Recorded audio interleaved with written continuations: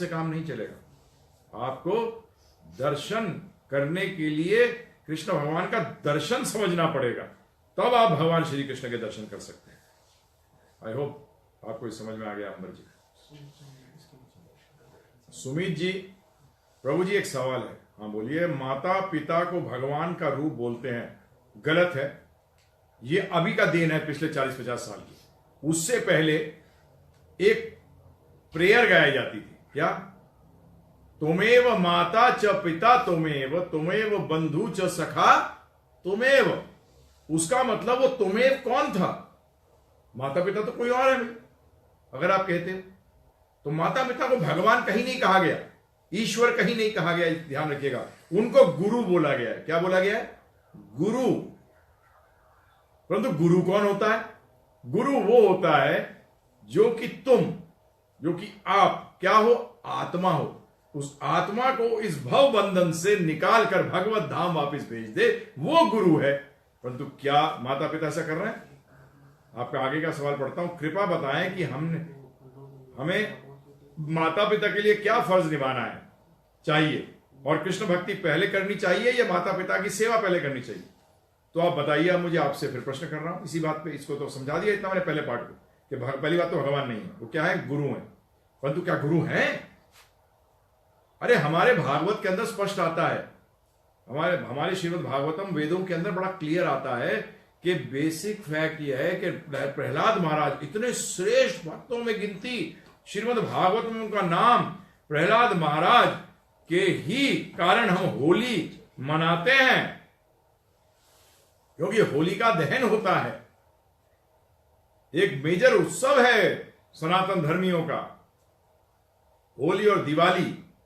होली पे किस लिए होती है होली? प्रहलाद महाराज। परंतु प्रहलाद महाराज तो अपने पिता के मृत्यु के कारण बने, उन्होंने तो अपने पिता की बात नहीं मानी, परंतु बेइज्जती नहीं करी।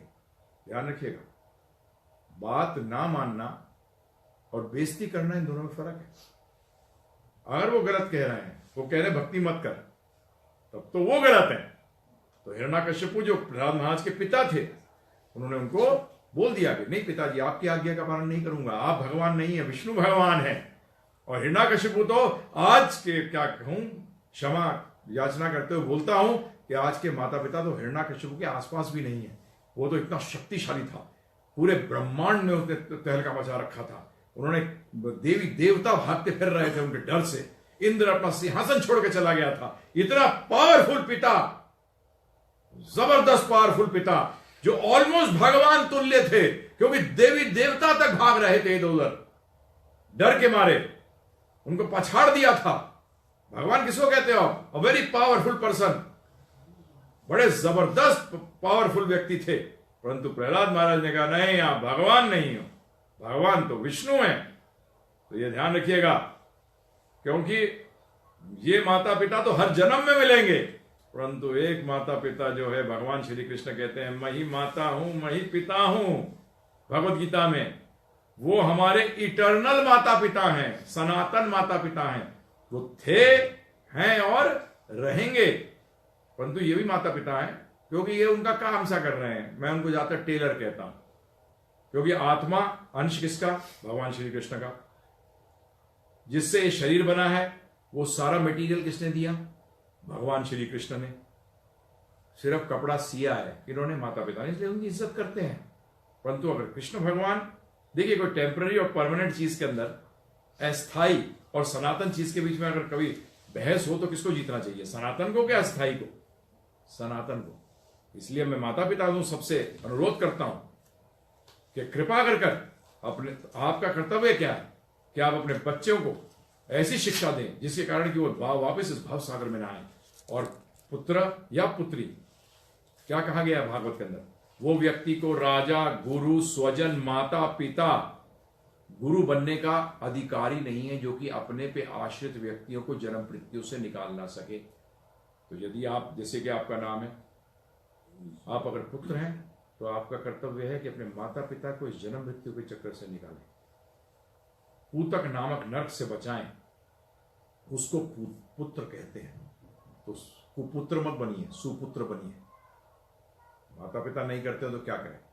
अगर उनके उनके पास पैसा कम है, परंतु आप तो पैसा जाना चाहते हैं ना उनको देने के लिए, तो इसीलिए उनके लिए बेस्ट क्या कर सकते हो, क्योंकि शरीर तो त्यागना है सबको। कैसे हेल्प करोगे? क्या तरीका है हेल्प करने का? बस एक ही तरीका है कि कृष्ण भक्ति करें। तो ये ध्यान रखिएगा। इसलिए कि गलत धारणा है। हाँ, माता पिता को गुरु बनना चाहिए।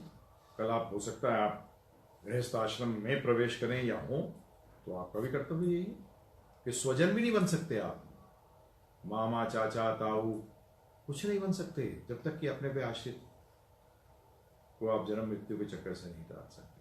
तो ध्यान रखिएगा। माता पिता तो और ज्यादा बड़ा हो गया, उनको तो बहुत ही ज्यादा उन्नत भक्त होना चाहिए।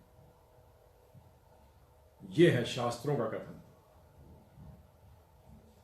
धन्यवाद।